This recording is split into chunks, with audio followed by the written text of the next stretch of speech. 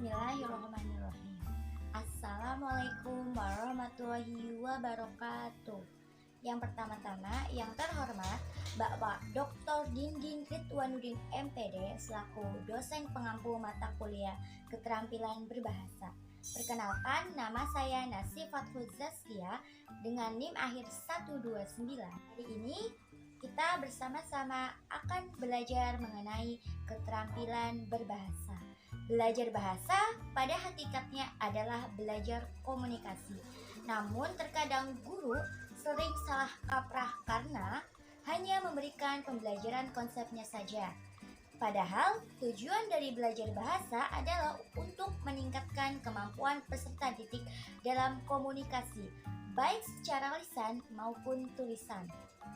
Keterampilan berbahasa sendiri dibagi menjadi 4 aspek. Yang pertama itu keterampilan menyimak atau mendengarkan, yang kedua keterampilan berbicara, yang ketiga keterampilan membaca, dan yang keempat ada keterampilan menulis. Fungsi dari kita belajar mengenai keterampilan bahasa itu sendiri, yang pertama itu sebagai sarana penyebaran pemakaian bahasa, yang kedua sebagai sarana pelestarian dan pengembangan budaya, yang ketiga sebagai sarana pengembangan penalaran, dan yang terakhir sebagai sarana penerapan pengetahuan kebahasaan. Nah, pertama kita akan membahas mengenai menyimak. Pengertian dari menyimak itu sendiri adalah bahwa mendengarkan lambang-lambang bunyi yang dilakukan dengan sengaja dan penuh perhatian disertai pemahaman, apresiasi, interpretasi, reaksi, dan evaluasi untuk memperoleh pesan, informasi, menangkap isi, dan merespon makna yang terkandung di dalamnya. Ragam menyimak dibagi menjadi 2 kelompok, yaitu ada menyimak ekstensif dan menyimak intensif. Menyimak ekstensif adalah proses menyimak yang dilakukan dalam kehidupan sehari-hari, seperti mendengarkan siaran radio, televisi, percakapan orang di angkot, di pasar, khotbah di masjid, pengumuman di stasiun kereta api, dan lain sebagainya. Menyimak ekstensif sendiri terdiri dari menyimak sosial, sekunder, estetik, dan pasif. Sedangkan menyimak intensif merupakan menyimak yang dilakukan dengan sungguh-sungguh dan penuh perhatian atas keinginan sendiri untuk menangkap atau mendapatkan makna dan informasi. Contohnya ketika siswa mendengarkan materi dari guru. Nah, menyimak intensif ini terdiri dari menyimak kritis, menyimak konsentratif, menyimak kreatif, menyimak eksploratif, dan menyimak interrogatif, serta menyimak selektif. Menurut Tarigan tahun 1980, menyimak memiliki tujuan utama agar dapat memperoleh pengetahuan dari bahan ujaran sang pembicara. Nah, sedangkan menurut Mulyati tahun 2017 mengatakan bahwa tujuan menyimak itu ada 3. Yang pertama yaitu memahami pesan, yang kedua mendengarkan secara kritis, dan yang ketiga itu mendengarkan untuk kesenangan. Nah, dalam meningkatkan daya simak, salah satunya yaitu lewat pengalaman audio pemertinggi dan kegiatan-kegiatan pengingat daya simak lainnya.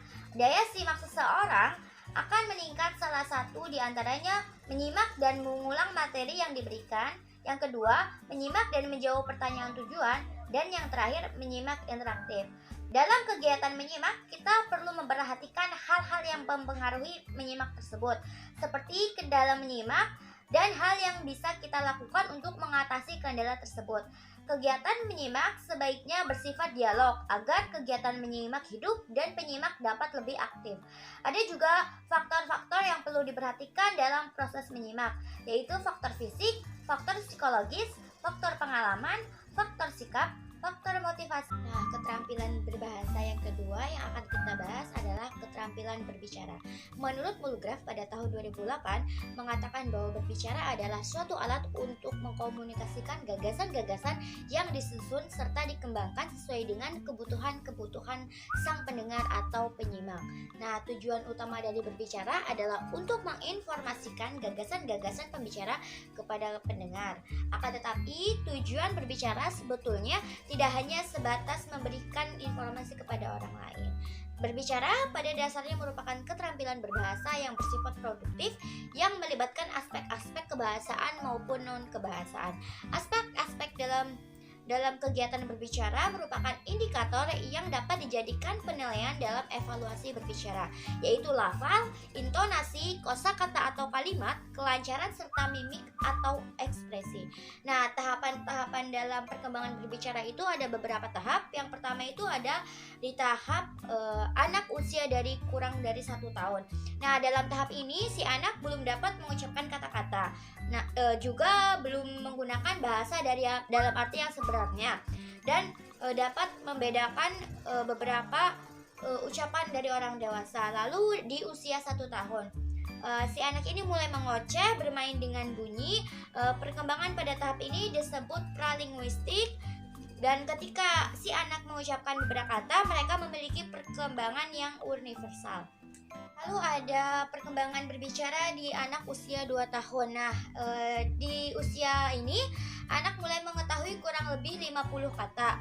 Kebanyakan mulai mencapai kombinasi 2 kata yang dikomunikasikan dalam ucapan-ucapan pendek tanpa kata penunjuk, kata depan atau kata bentuk lain yang seharusnya digunakan. Nah, juga di usia ini mulai mengenal berbagai makna kata, tetapi tidak dapat menggunakan bentuk bahasa yang menunjukkan jumlah, jenis kelamin, dan waktu terjadinya suatu peristiwa.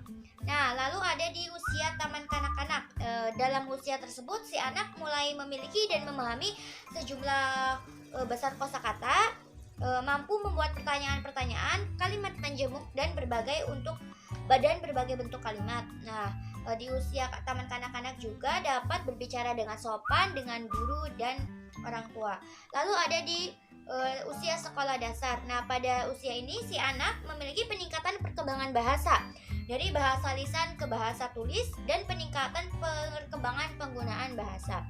Lalu ada di usia remaja, penggunaan bahasa yang khas sebagai bagian dari terbentuknya identitas diri. Usia ini menunjukkan usia yang sensitif untuk belajar berbahasa. Lalu ada usia dewasa. Nah, terdapat perbedaan-perbedaan yang besar antara individu yang satu dengan yang lainnya dalam perkembangan bahasa sesuai dengan tingkatan pendidikan, peran dalam masyarakat, dan jenis pekerjaannya. Dalam tingkat keresmiannya, keterampilan berbicara dibagi menjadi 2 jenis, yaitu berbicara resmi dan berbicara non-resmi. Berbicara resmi merupakan kegiatan berbicara yang dilakukan di depan forum dengan tema tertentu dan pastinya menggunakan bahasa Indonesia dengan ragam yang baku.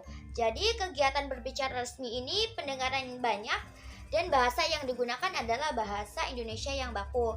Nah, contoh ketika kita berbicara dalam keadaan berbicara resmi adalah ketika kita berpidato, ceramah, dan diskusi. Lalu yang kedua ada berbicara lingkupnya yang tidak resmi. Berbicara lingkup tidak resmi adalah kegiatan berbicara yang dilakukan pada acara-acara resmi. Biasanya berbicara tidak resmi ini pendengarannya tidak banyak, kadang-kadang topiknya pun tidak hanya satu. Nah, contohnya itu berbicara atau mengobrol dengan teman sebaya, dengan keluarga, dengan teman, ketika menunggu antrian, dan lain sebagainya. Keterampilan dalam berbicara yaitu retorika dan aksentuasi. Retorika adalah kesenian untuk berbicara baik yang dicapai berdasarkan bakat dan keterampilan teknis. Sedangkan aksentuasi adalah penekanan dalam beberapa kata yang dianggap penting. Nah, tujuannya agar pendengar memperhatikan beberapa kata tertentu. Prinsip melakukan aksentuasi pada dasarnya sama seperti ketika kita memberikan tanda tebal atau bolding atau miring atau garis bawah dalam sebuah tulisan. Kurang lebihnya mohon dimaafkan. Billahi taufik wal hidayah. Wassalamualaikum warahmatullahi wabarakatuh.